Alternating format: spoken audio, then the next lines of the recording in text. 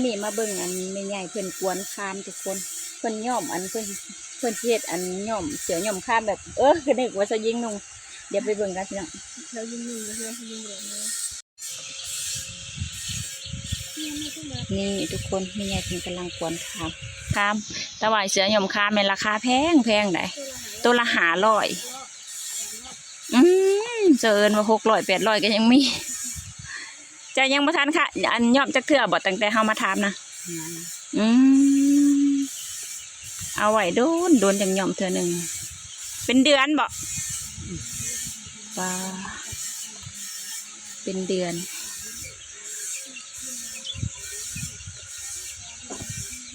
หายากเลยพี่น้องสิเมียนจักสิว่าน้อยได้สิมีผู้ย่อมเสือย่อมคามนะหายากเพราะว่าบ่ค่อยมีแล้วบ้านหนึ่งมีอยู่บ่ผู้หนึ่งนั่งเถื่อกับบ่มีซ้ำ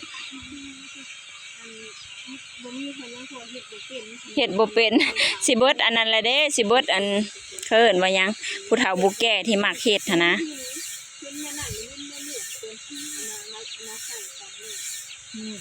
กวนเพิ่นว่าตักถอกแนวผสมมันเพิ่นมักคามนะพี่น้อง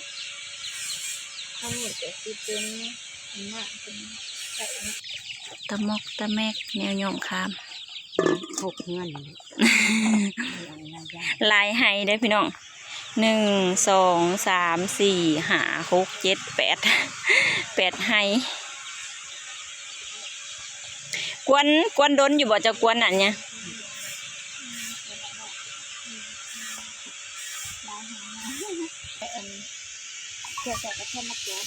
เดี๋ยวมาจบ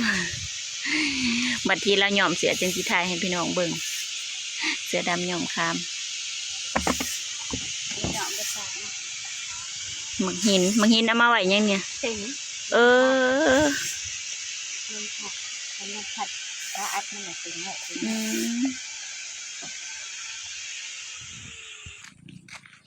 มื้อนี้พาพี่น้องมาเลาะเบิ่งทงไห้ตรงนาทุกคน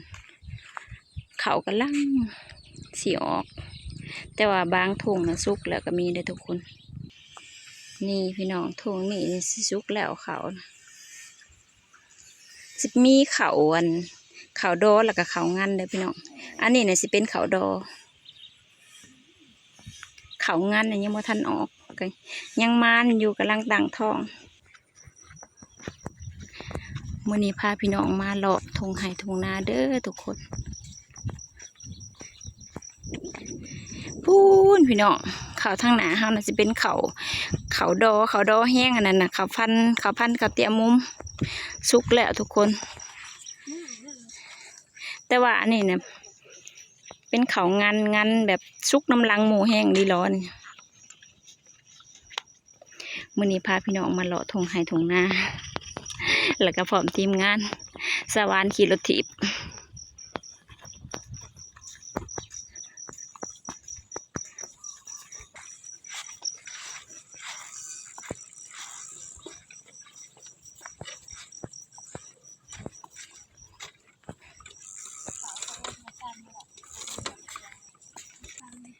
นี่พี่น้องเขาอันนี้นะงามเลยทุกคนพันเขาดอนี่จะเป็นเขาซุกไวห่วงเพิ่นอุสุโชดอยู่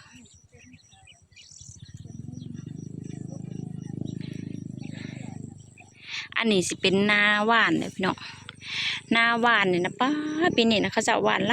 ลายทุกคนแต่ว่างามเขานะนี่พี่น้องทงนี่นะซุกแล้วทุกคนเขานะอันนี้เป็นพันธุ์เขาเตี่ยมุมถือว่าซุกก่อนมุม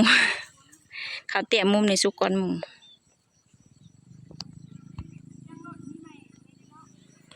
นี่ทุกคน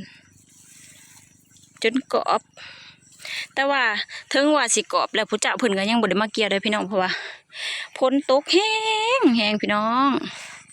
3 มื้อ 4 มื้อเรียนติดแล้วยังบ่เศร้าผลนะ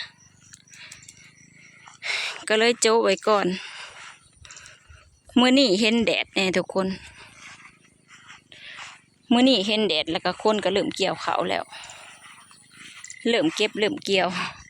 เพราะว่ายันบ่ทันอันนี้น่ะจนกรอบจนหม่นก่อนทอนแล้วทุกคน